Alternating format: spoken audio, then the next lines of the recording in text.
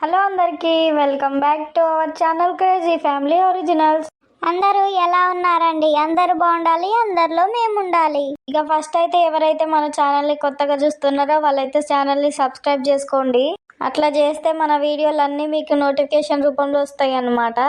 ఇంకా ఈ వీడియోలో ఉపయోగించే పాత్రలు కానీ సన్నివేశాలు కానీ కేవలం కల్పిత పాత్రలు మాత్రమే, ఎవరిని ఉద్దేశించి కాదు. ఎవరైతే తప్పుగా అనుకోకండి. ఇక ఇవాల్టి వీడియో ఏంటంటే బద్దకపు భర్త తెలివైన భార్య పార్ట్ 19 అన్నమాట.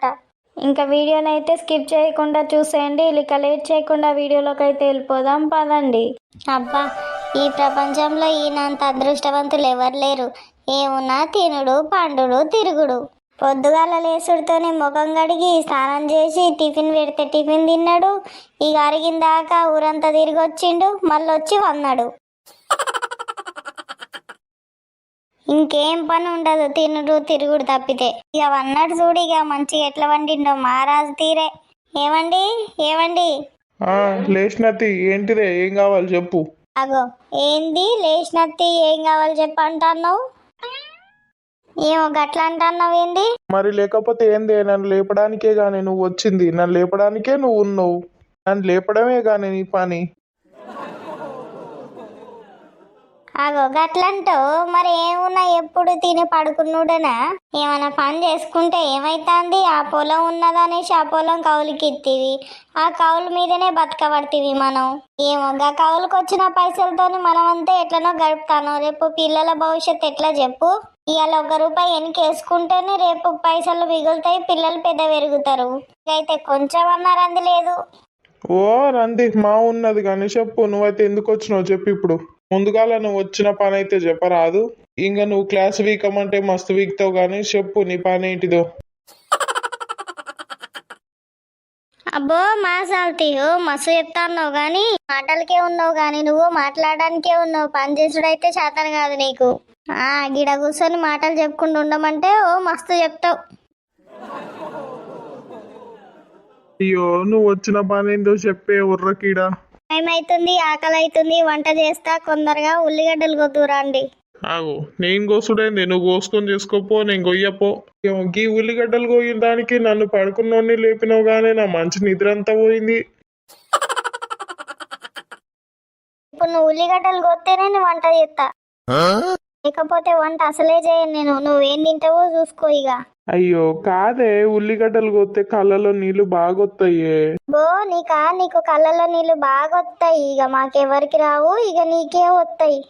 ఇక నువ్వు పెద్ద రాజ కుటుంబంలో పుట్టినవా అని నువ్వు పెద్ద రాజు అనేసి అనుకుంటున్నావా ఏంది? అవన్నీ ఏం నడవదు. నువ్వు టక్కన ఉల్లిగడ్డలు కోసుకొని రా, నేను వంట చేస్తా. కాకలు అవుతుంది బాగా, తొందర రావాలే నువ్వు, నేను పోతాన్నా. నీ దీంతో నాకు కట్టమే ఉంది, రోజు రోజుకి ఇట్లా తయారైతుంది ఎందుకో ఏమో. మరి ఇక ఏం చేస్తా, పోయి ఉల్లిగడ్డలు కోసిస్తా. మరి వంట చేయదంట, మరి ఇంకేం తినడు వంట చేయకపోతే. అబ్బాబా, ఇది అసలు ఎండాకాలమా వానాకాలమా? నాకైతే అసలు ఏం అర్థమే అయితలేదు. పొద్దంతా ఎండ కొడుతుంది, రాత్రి కాగానే చల్లబడుతుంది, ఇక మళ్ళా వర్షం పడుతుంది. అసలు దీన్ని ఏ కాలం అనుడో ఏమో మరి. ఇది కలికాలం. ఏమైంది అట్లా అంటాను ఒకటేసారి? మరి లేకపోతే ఏంది? తిందాం పట్టనేసి అంటే ఇది ఎండాకాలమా వానాకాలమా అసలు ఏం అర్థం అయితలేదు అనేసి ఒకటే సూదిరామాయణం పెడతాను. తిందాంలే, ఆకలి అయితలేదా నీకు?